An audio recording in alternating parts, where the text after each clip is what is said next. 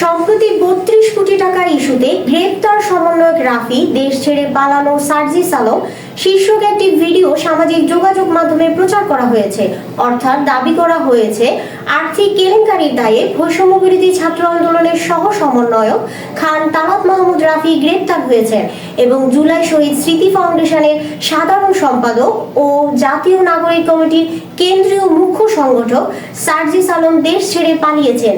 এই প্রতিবেদন প্রকাশ হওয়া অবধি উক্ত দাবিতে ইউটিউব প্রচারিত সর্বাধিক ভাইরাল ভিডিওটি প্রায় 4 লক্ষাধিক বার দেখা হয়েছে। ভিডিওটিতে প্রায় 10,500 পৃথক অ্যাকাউন্ট থেকে প্রতিক্রিয়া জানানো হয়েছে। ভিডিওটিতে 1,500-এরও অধিক বার মন্তব্য করা হয়েছে।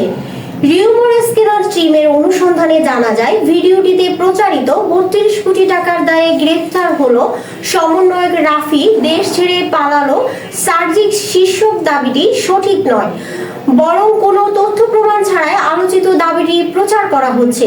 এই বিষয়ে অনুসন্ধানের শুরুতে আলোচিত ভিডিওটি পর্যবেক্ষণ করে রিউমারাস কেনার টিম। পর্যবেক্ষণে দেখা যায়, প্রকাশিত এই ভিডিওতে রাফির গ্রেপ্তার কিংবা সার্জিসের দেশ ছেড়ে পালানোর বিষয়ে কোনো তথ্য নেই, বরং ভিডিওটিতে অন্তর্বর্তীকালীন সরকারের সমালোচনা করে একজন রিকশা চালকের সাক্ষাৎকার রয়েছে।